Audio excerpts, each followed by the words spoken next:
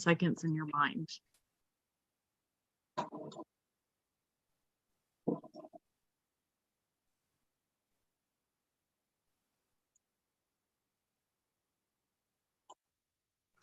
Okay, this is a public meeting of the Indiana Arts Commission Region 8 Application Review Panel, convened to review and discuss the Indiana Arts Commission FY24 Arts Project Support Grant Program applications for Region 8. I am Andi Rogers-Bartels, located in Nashville, Indiana, and today's review panel facilitator. Today is May 1st, and we are meeting online and streaming live for applicants and the public to observe. There is no contact between the panel and the audience about the disposition of applicants before, during, or after the panel meeting. This meeting will be recorded and made available upon request. At this time, I will individually invite each of the panelists and staff to introduce themselves, stating their name, occupation, and where they are from in the state. Let's start with the panel. Allie Burbrink. Hi, I'm Allie, and I live in Columbus, Indiana. I'm a musician, a teacher, and a mom, and this is my first time being on the panel. Okay, Bonnie Good. Hi, I'm Bonnie Good. I live in Seymour, and I am a writer professionally. And I've also been involved with several of the local arts nonprofits. Taryn Marks. Morning, I'm Taryn Marks. I'm a blacksmith from Brown County, but living in Bloomington. This is my second year during this panel. Thanks. Jacqueline Smith. Hi, my name is Jacqueline Smith. I live in Omaha, Nebraska. I am the U Studios manager at the Union for Contemporary Art, and this is my first time paneling here today. And Stephanie Strothman. Hello, everyone. I'm Stephanie Strothman from Seymour, Indiana. I work for a nonprofit here in Jackson County. I'm a farmer, a writer, an actress, and a musician. Sean Hildreth, Brown County Community Foundation, Region 8 Arts Partner. Thank you, Andi. I'm Sean Hildreth. I'm the Region 8 Arts Partner, and I am at the Brown County Community Foundation in Nashville, Indiana. And thank you all for being here today. Okay, now we will begin the panel review. This is how the process will work. I will announce the application we will review and ask the first reader to begin the discussion. The first reader will provide their assessment of the application based upon the evaluation criteria and their perspective. Panelists, please note that the applications do not need to be recapped since everyone has read them. Just provide your comments.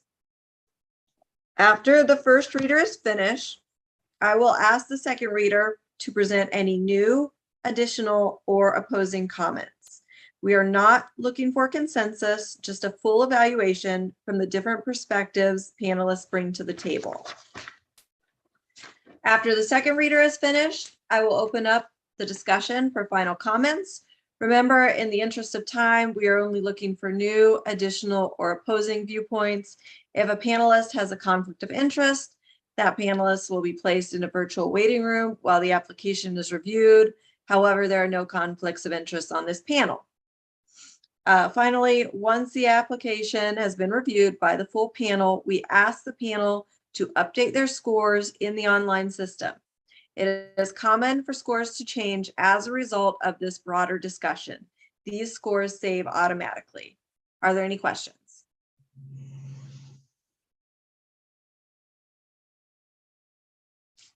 Okay, then let's begin. Okay, we'll start with the application from Amity Trio. The first reader is going to be Bonnie Good. Okay.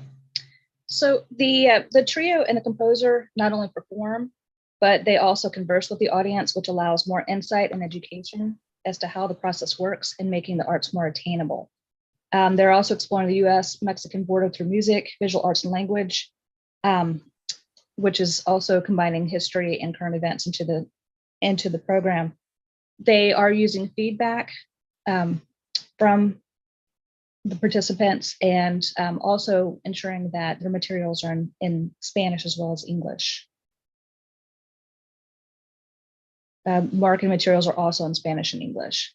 They're also focusing first on the more rural schools to make it a little bit more accessible to those who are economically disadvantaged, and then expanding from there on out to those who have a little bit more access.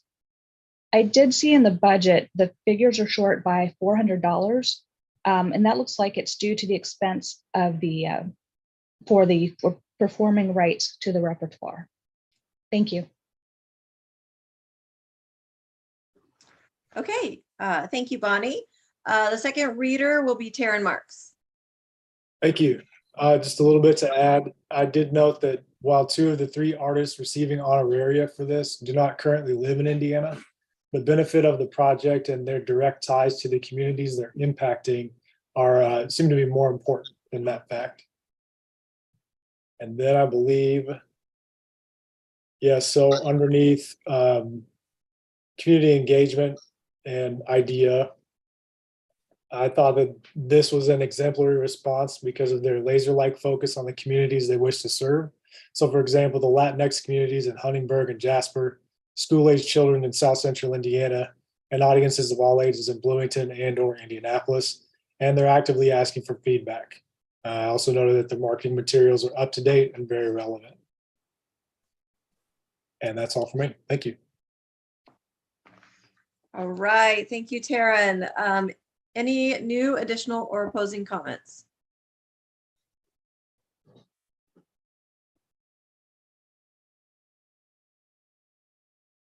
Okay, please finalize your scores and update your online comments. Let me know if you need more time.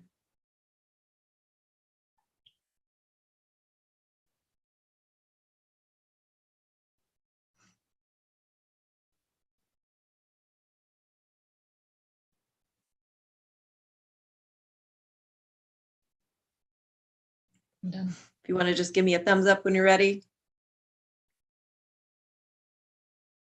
All right, excellent. On to the next one. We'll start with the application from Area 10, Council on Aging of Monroe and Owen Counties, Inc.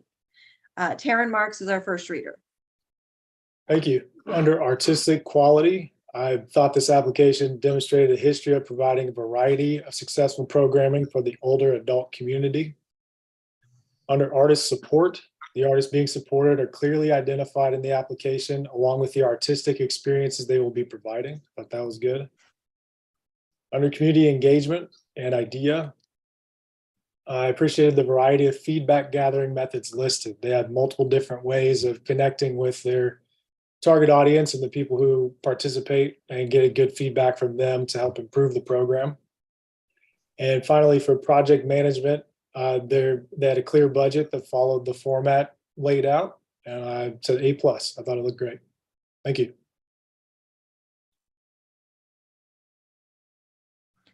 All right, thank you so much, Taryn. Our second reader today will be Allie Burbrink. No. Thank you. I thought everything looked great as well. I just wanted to add under IDEA that since they were aware that they were trying to reach a more diverse audience, maybe they could consider what kinds of new programming could be added to reach the non-Caucasian or otherwise diverse populations.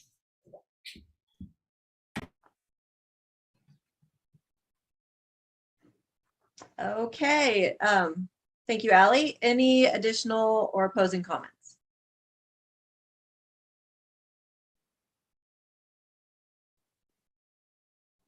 All right, please finalize your scores and update your online comments. Let me know if you need more time and give me a thumbs up when you're ready.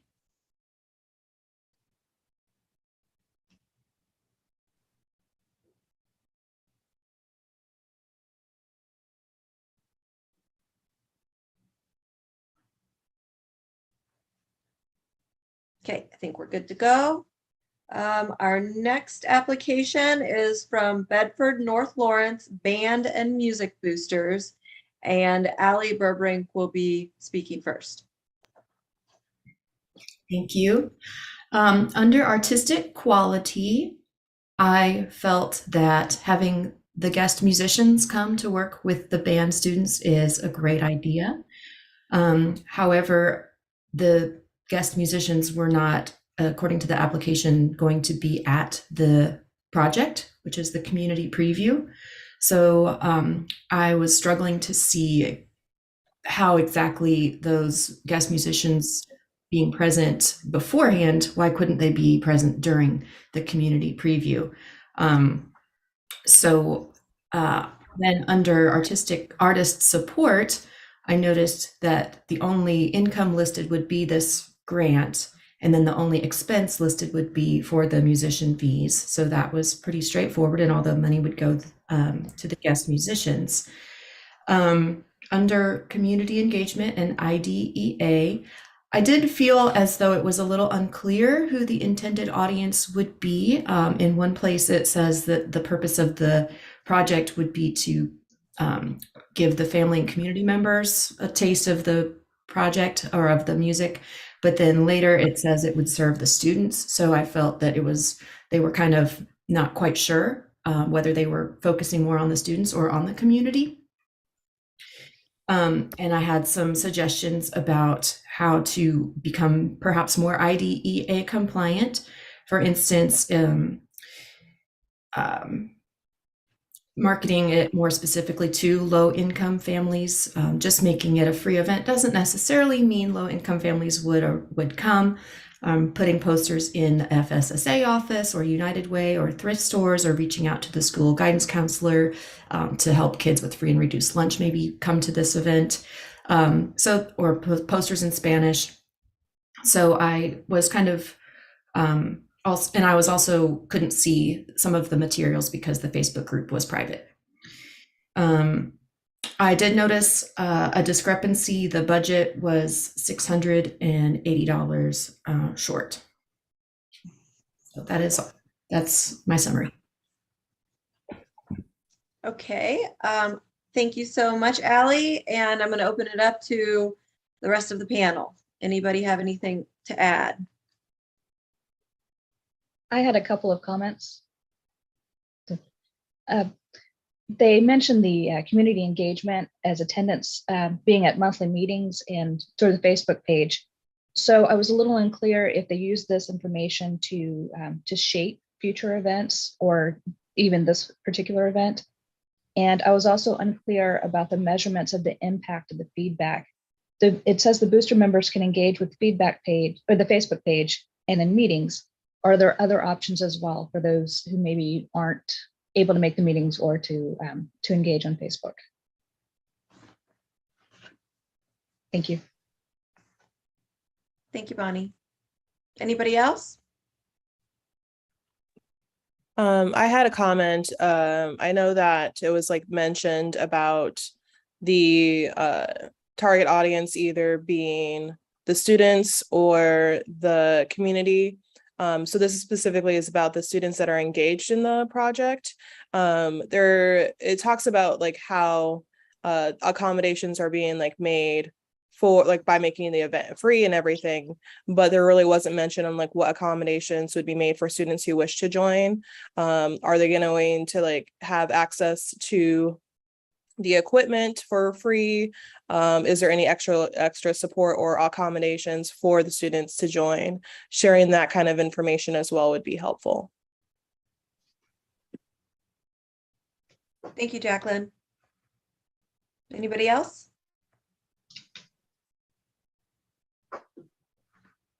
I would Okay. just Oh, sorry. Go Sorry. ahead. Go ahead, Allie. Sorry.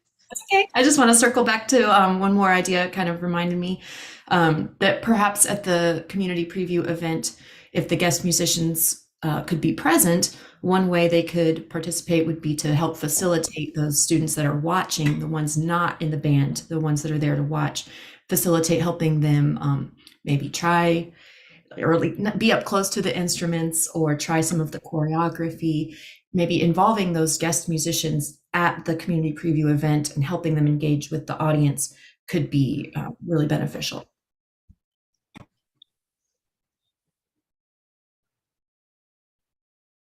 Okay, thanks, Allie. Anybody else? Okay, please finalize your scores and update your online comments. Let me know if you need more time and give me a thumbs up when you're ready.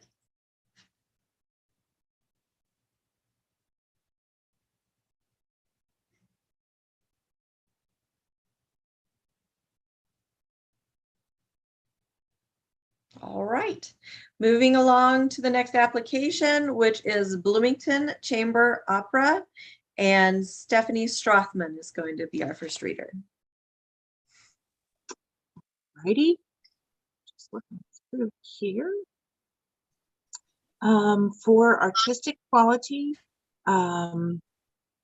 said, securing vocalists from, securing vocalists from audition for such a well-known opera will include, or will ensure the inclusion of folks from the area for that performance. I also said selection of the FAR for the opera is such a neat juxtaposition since it's used frequently for weddings and the, I guess I meant to say the, gosh, sorry, trying to remember my comments here. I said because of the venue being used frequently for weddings and whatnot, selecting Marriage of Figaro to be performed there. I just thought that was a neat thing. Also in artistic support, using the Prospect Hill neighborhood would greatly benefit from that performance, but perhaps I missed something in there, but I said maybe possible to pull in, focus on that neighborhood, but also other neighborhoods as well to pull in for that. For community engagement, I said that I believe it will serve the greater Bloomington community. I'd like to have seen some examples of marketing that would be used. I mean, even something from the past or past events or whatnot. But I did, the social media site on Facebook and the website, they seem very user-friendly and should do a good job at marketing that event. For project management, I would have liked to have maybe seen a few more in-kind donations secured. But otherwise, I said, I saw a good solid budget that should serve the performance well. That's it for me. Thank you, Stephanie. Do we have others who'd like to give their input? I'd like to add some in support of what Stephanie's talking about. A little bit more under community engagement and idea. I'd like to see additional information in terms of broad demographics, the statistical area they're drawing their data from, about the underserved populations in Prospect Hill. That's a varied income area of Bloomington. So I'd just like to see a little more detail about who specifically they're looking at. And then back at the top, under artistic quality, just would like to see more detail and depth about how the project will impact the intended audience. Thank you. Thank you, Taryn. Any new, additional, or opposing comments? I had a couple things. I thought that working with the underserved neighborhood on the program times and also potentially creating a judgment-free question and answer session both seem like very thoughtful, positive opportunities. I also had some questions about the budget. The income and expense totals didn't match, but the timeline does seem reasonable.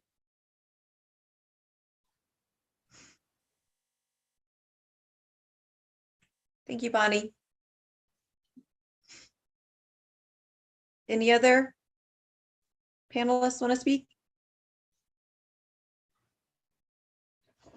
Okay, please finalize your scores and update your online comments. Let me know if you need more time and give me a thumbs up when you're ready.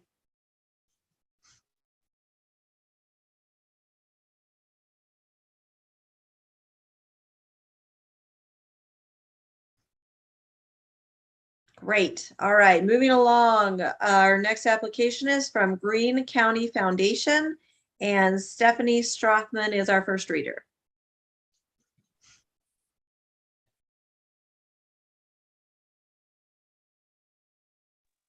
Switching between the two here. Okay, so for artistic quality, sharing artistic talents of Terre Haute Symphony Orchestra with Reading County school districts and the greater community, I saw as such a gift. Especially enjoyed the mention of wanting to work with styles and works from composers who are representative of diverse races, genders, and cultures. That was something very, very excellent to pull in. For artist support, saying that, I felt stipend was fair. The opportunity to perform in surrounding areas in diverse groups from the THSO would benefit all who are involved. The local youth who participate will absolutely benefit from working closely with a professional artist from the THSO. I think that'll allow them to elevate their craft and better their performances, and just provide more further motivation for those students. For community engagement, let's see here. Serving the underserved populations, really liked that. Also really enjoyed thinking about how they're going to reach their target audience and down to accessibility. Utilizing the Glen Burn home, and the Jasonville Senior Center to assist with recognizing the barriers that may arise from working with an elderly population. Let's see here. Oh, it was a little bit of noticing that those folks, they may need further assistance getting to and from the concert venue. That's not a, they have to make special concessions there to make sure that they can enjoy as well. Again, with marketing, would have liked to have seen some examples of the marketing from past events, that kind of thing, just to get a style for it. For some reason, my computer wouldn't let me pull up their Facebook information. And then with project management, when I was looking at the budget for that, for me, it felt like the printing cost seemed low, but I said, perhaps that was because there is a partnership with a local printing company to keep those costs low. I said, the staff involved seems to be very well experienced and would be able to carry out the concert series. And that is it for me.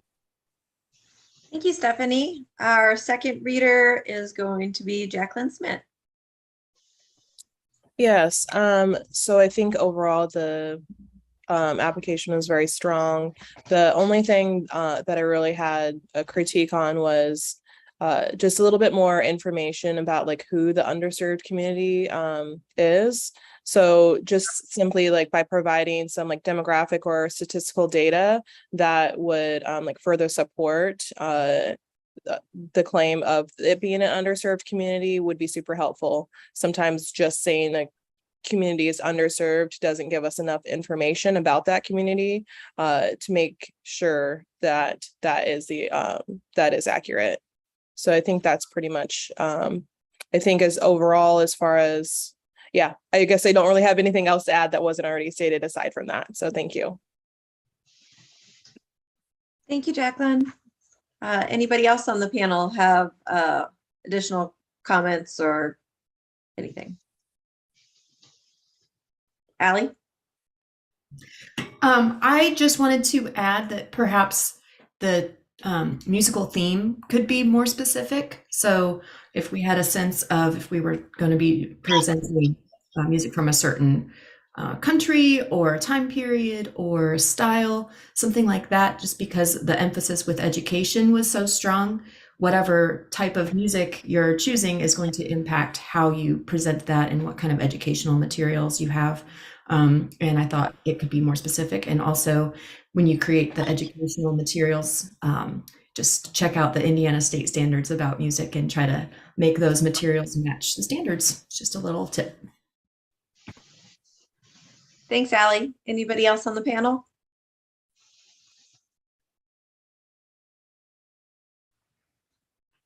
Okay. Please finalize your scores and update your online comments. Let me know if you need more time and give me a thumbs up when you're ready.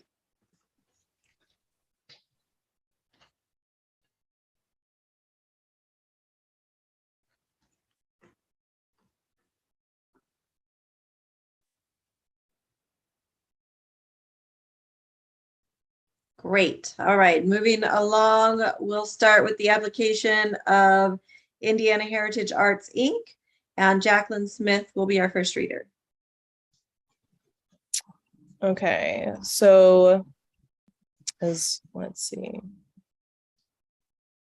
As far as artistic quality, I think that the purpose goal is clearly stated and relevant to the project described. And the potential artist impact is supported by the detailed description of the project, as well as the documentation provided.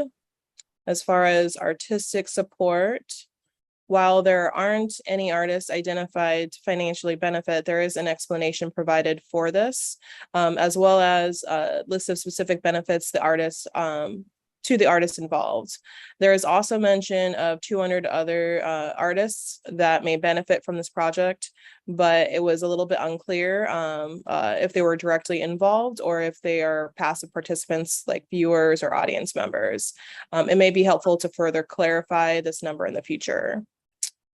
For community engagement, this project states its intended reach to reach rural communities as the underserved community. It would also be helpful, again, to just like share a little bit more about the demographic and statistical data to further clarify and support that statement. It is clear in the process that you intend to include members of the community throughout the process. Making the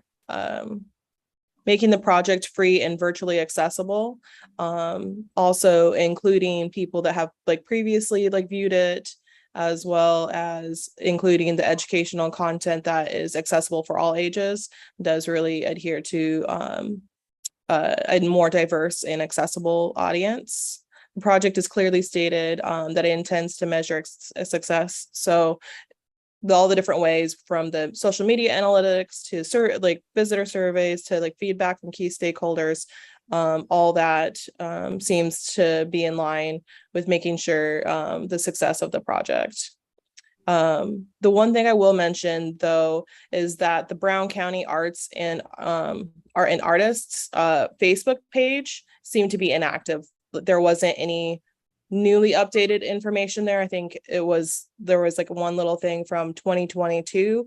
So if this is so just make sure that if you're using that as well to like for promotion and marketing, that you update that information. The timeline that you provided did kind of seem a little bit hard to follow. There's a lot of details in it, but there's no like clear like start and end date for the way that the distribution will take place. And a lot of it says spring and summer of 2023. So I'm not for sure if that was correct or if it's supposed to be 2024. So I just saw like that discrepancy as well.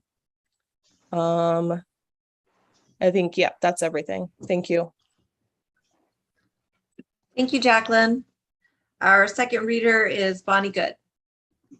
And there were a lot of positive things in the application, but Jacqueline has already highlighted those. So the only note I had was that the budget is balanced, but the budget expenses are really vague. I mean, things are rounded up to the $1,000 rather than, approximately 800 or something like that. So I wondered if this is just a very, very general budget at this time and would like a little bit more specifics. Thank you. Thank you, Bonnie. Any new, additional, or opposing comments from the panel? Allie? Yes, I noticed that there's a plan to hire someone in April to kind of be the face of the documentary and be the one that's presenting it at the different community institutions. So I was just thinking that it would be really great if that person were a teaching type of person, but maybe a teaching artist, maybe someone who is familiar with art in some way, so that they can help the community that's watching the film engage with the ideas of the film, maybe creating some little activities that help them create a little painting kind of in that style or something to make it kind of more teaching experience and participatory. That felt like it might be a really good use of grant money if it was a teaching artist that was receiving funding for sharing the film. Thank you, Allie. Anybody else?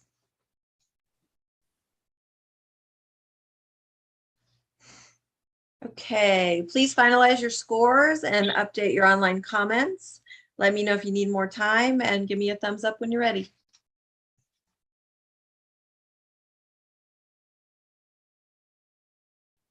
Great. All right, moving on to Let Music Speak.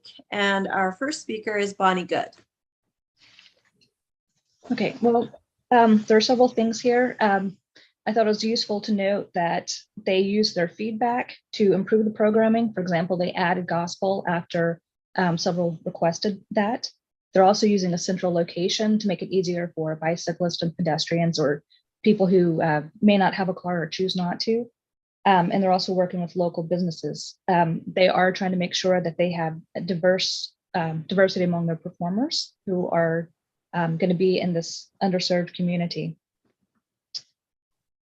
They are actively seeking members from diverse communities on their board and also in the promotion of the festival. And they say they are prioritizing equity and inclusiveness, which I think is very beneficial. They're for their feedback, they're making sure they're getting surveys and feedback from not only audiences and performers, but also the vendors. And their estimates of staffing and emergency personnel seems well considered for a festival this size. The timeline is detailed and reasonable, and the budget checks out. Thank you. Thank you, Bonnie. Next up is Taryn Marks. Thank you. To add to the artistic support section, I rated this as mostly benefiting Indiana artists due to the number of regional musical acts involved. So Kentucky, Ohio, Wisconsin. I'd be interested in percentages for the featured artists, the demonstrators, and vendors. What percentage of these are Indiana-based?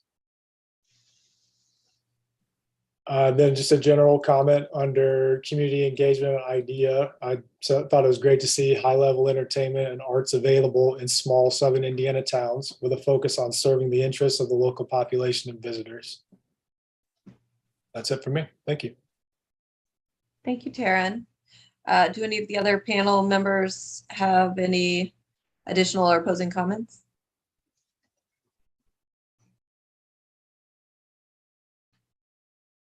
Okay, please finalize your scores and update your online comments. Let me know if you need more time and give me a thumbs up when you're ready.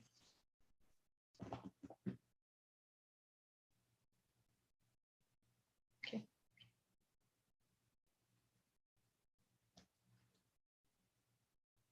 Great. All right. Moving along to RiverSong Music, Inc. And Taryn Marks is our first reader. Thank you. Under artistic quality, this event has been going on for a few years. So I wrote that there's verifiable enthusiasm for past events and that this speaks to the quality of the project. Under artist support, there's a solid mix of Indiana artists and artists from the tri-state area. It's good to see top talent from Indy, Chicago, New York State and City, and many IU alums on the roster. In community engagement and idea, I'd be interested to know demographic numbers of the attendees. Brown County has a large over 55 population and very few young families with school-aged children. Are young families attending events outside the school programming? What are their responses? Are the demographics more heavily weighted toward older generations? How many of these are unable to attend concerts in, say, Bloomington? So they'd be relying on Chamberfest in Brown County for this sort of entertainment. Are there members of the community who may not feel comfortable attending events held in churches? So the majority of these events are in churches. Based on the target audience's preferences, is this a concern? And then at the end of that, it said excellent concept and programming, but interested in who ends up attending and their status related to income, age, geography, disability, etc. And finally, under project management, I thought they had well-documented leadership with extensive experience, and that the timeline shows that many planning activities related to the event are already complete. Thank you. Thank you, Taryn. Next is Allie Burbrink. Yes, thank you. I don't really have much else to add. I thought that the artistic director, who has the experience with travel and a diverse background, seemed well suited for this. I really enjoyed how the project timeline was very detailed. I felt like I was reading your actual to-do list. So I thought it seemed great. Thank you, Allie.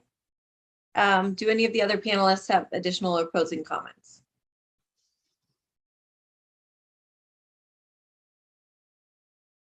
Okay, please finalize your scores and update your online comments. Let me know if you need more time and give me a thumbs up when you're ready.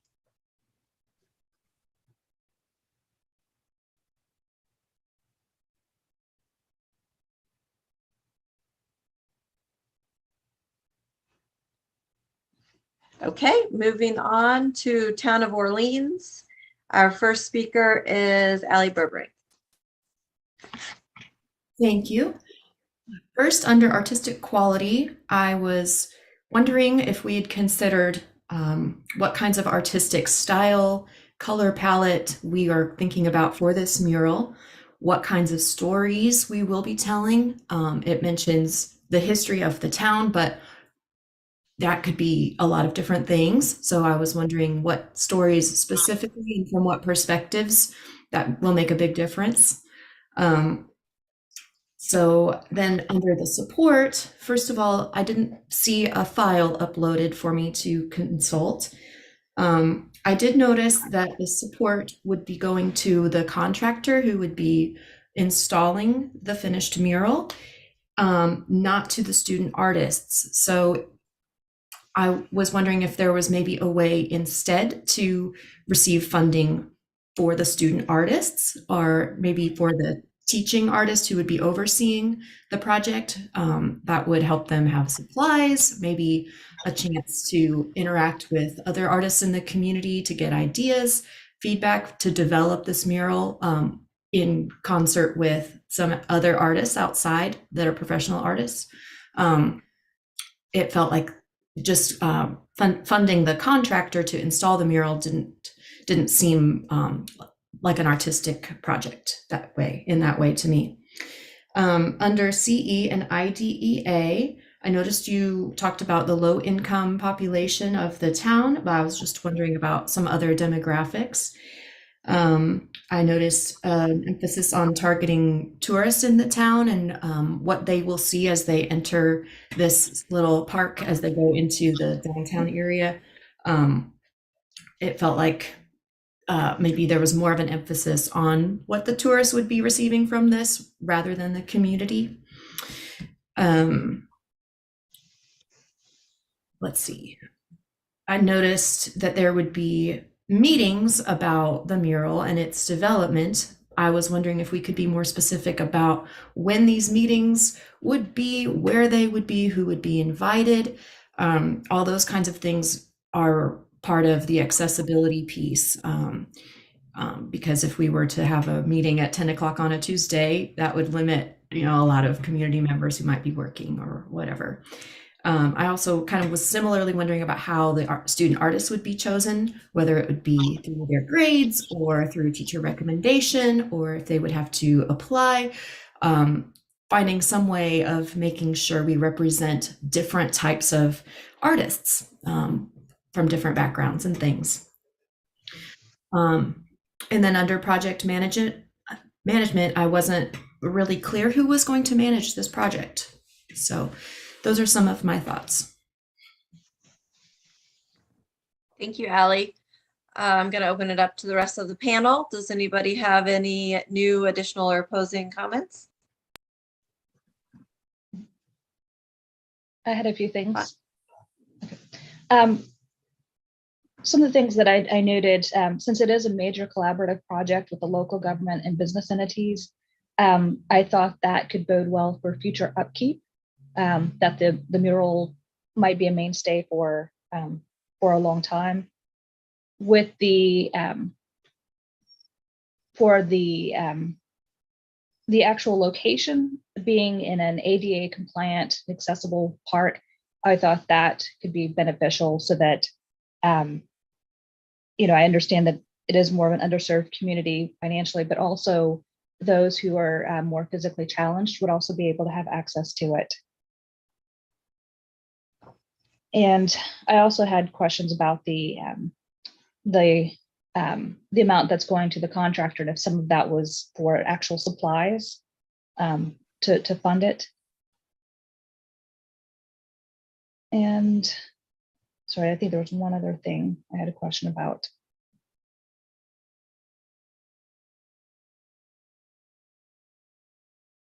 I think that it would have been more helpful if the budget itself, the project activities timeline had been in a different way instead of the way that they blocked it out with, an X underneath each month. It would have just made it a lot more readable in other platforms for reviewers like me. And there are different ways of doing that that might be more useful when applying for grants and other sources as well. Thank you. Thank you, Bonnie. Anybody else?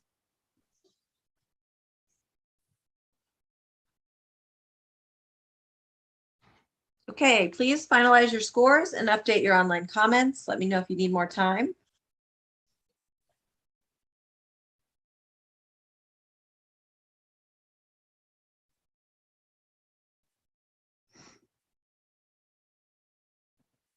Great. All right, moving on to Twisted Spruce Music Foundation. And our first reader is going to be Stephanie Strothman.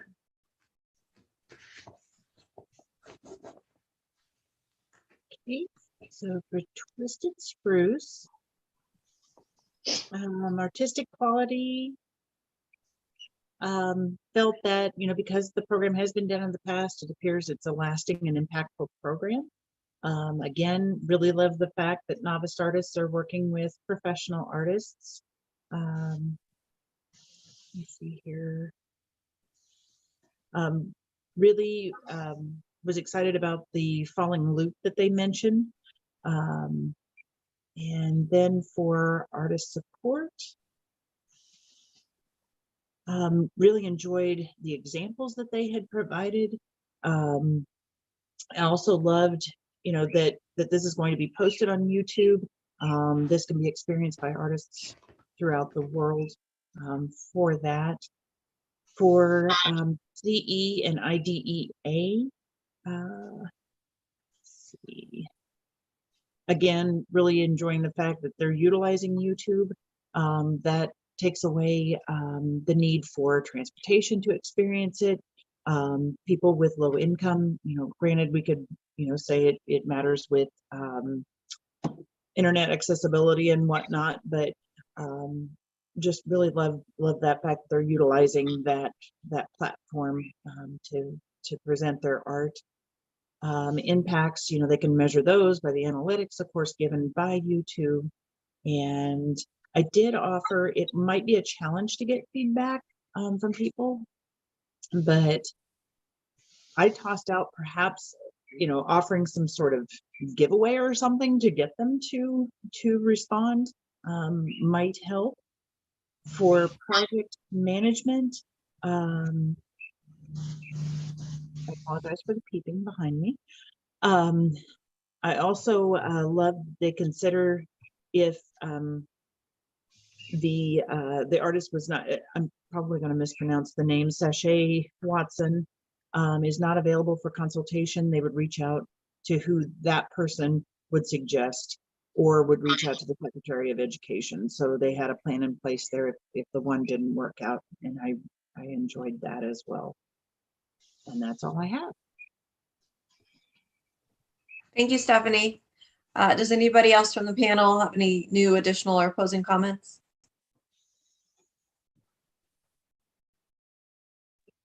I would just like to add, as far as the documentation of this entire process, I know it was like mentioned about it being on YouTube, but the fact that I just want to reiterate the fact that it's like the whole process is being documented from the planning to the completion. I think that really and made available to the public. I think that really adds to a level of transparency and accountability to the people that it's intended to serve. So I just wanted to highlight that bit.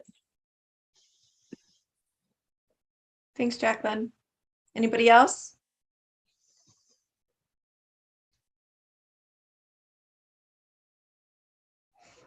Okay, please finalize your scores and update your online comments. Let me know if you need more time.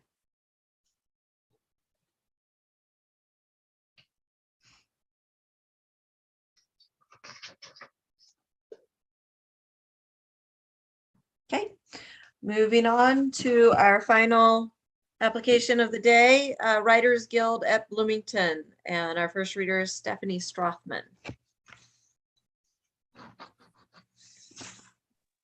All right. Writers Guild.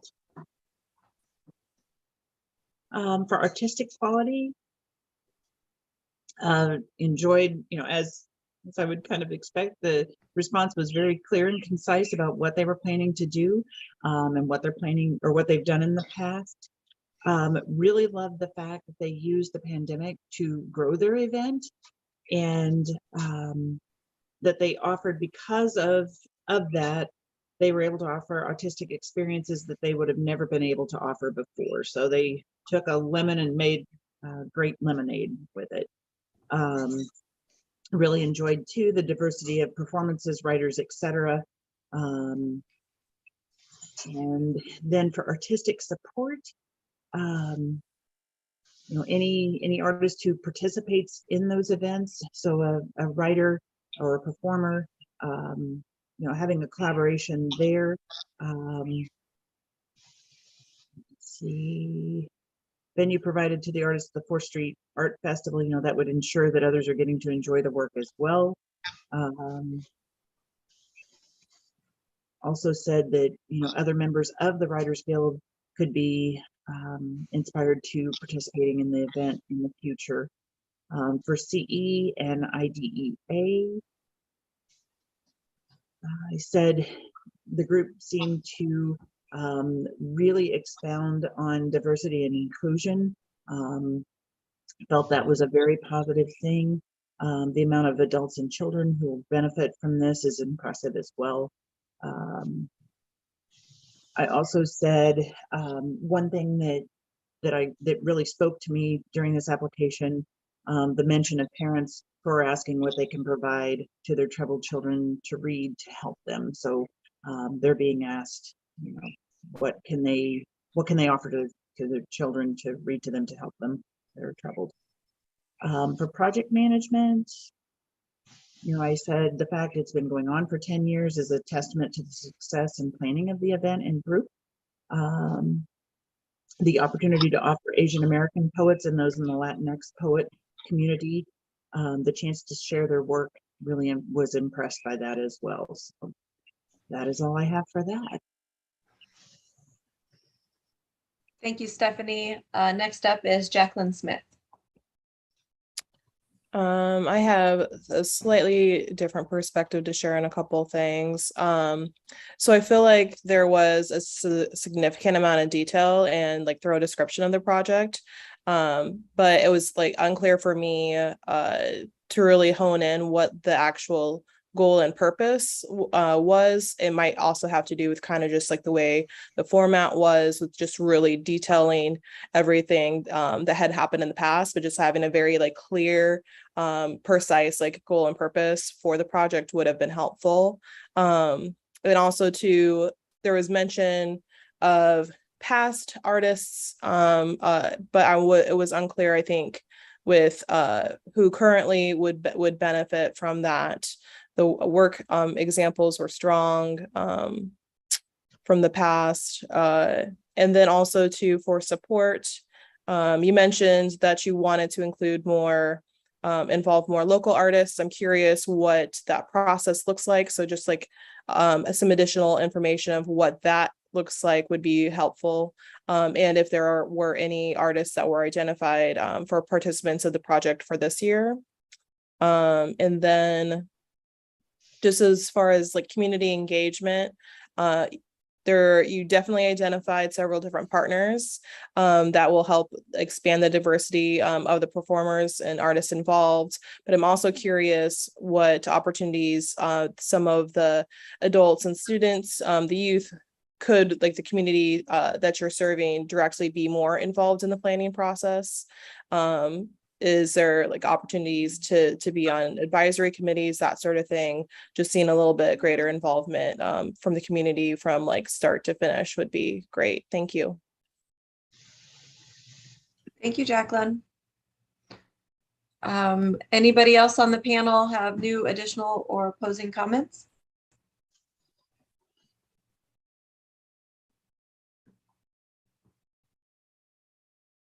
Okay, please finalize your scores and update your online comments and let me know if you need more time.